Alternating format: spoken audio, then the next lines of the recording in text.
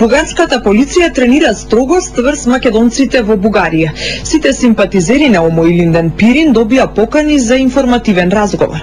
Бугарското МВР не знае за акцијата на своите локални колеги. Стотици македонци во полициска станица треба да објаснуваат дали имаат контакти со членовите на партијата која пред 8 години беше забранета поради наводни антидржавни активности. За непон месец Софија своето однесување кон партијата на македонците ќе треба да го правда во судот за човекови права во Страсбур. Горан Момировски.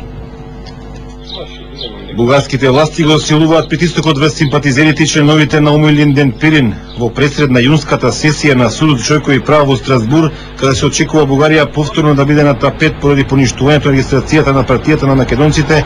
Бугарската полиција повикува на информативни разговори стотици македонци во Пиринска Македонија. Според боканите до кои дојде Ајден, полицијата во Благоевград ги повикува омовците на распит по дело, но не прецизира за каков вид на кривично дело станува збор. Полицискиот истражител Елица Калпачка вели дека не може да зборува за акцијата на полицијата во Благоевград. Во врска со истрагата што ја вршите за членовите на Омо Илинден Пирин во Благоевград, може да ни кажете врз основа на кои закони и за какви дела ги истражувате членовите на Омо Илинден Пирин? Ами не мога да дадам такава информација. Не можам да дадам таква информација, господин. Во Софија треба да се јавите, а не кај мене. Во пресцентарот на бугарското МВР во Софија пак велат дека не знаат за никаков распит во Благоевград, велејќи дека тоа е работа на локалните полициски сили. Нема такава официјална информација при нас. Нема таква официјална информација кај нас. Тоа е работа на локалната полиција. Тие вршат неопходни истражни действија. Така, значи тоа е одлука на локалната полиција во Благоевград.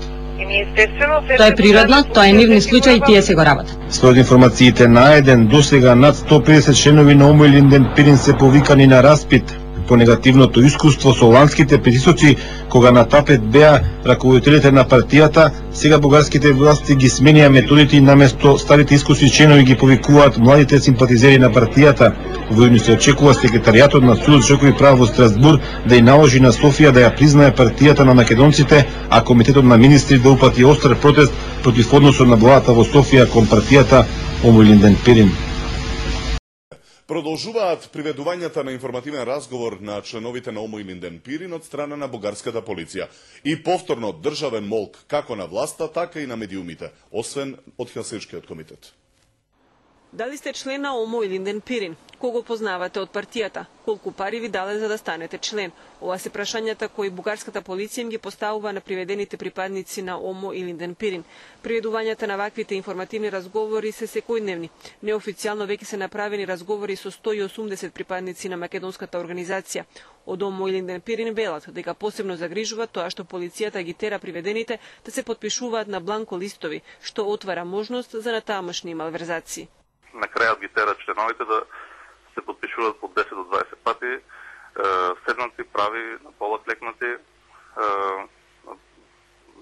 при тоа дури на празен лист ги тера да се подпишуваат, кој што веќе е многу загрижувачко. И додека трае акцијата на бугарската полиција во Бугарија, медиумски молк за она што се случува. Единствено реагираше бугарскиот Хелсиншки комитет, кој побара и официјално објаснување од бугарското јавно обвинителство за полициската тортура врз членовите на Омо Илинден Пирин. Вчера реагираше и партијата на Зелените во Европскиот парламент. За целата ситуација се известени и европските институции, велат од македонската организација во Бугарија.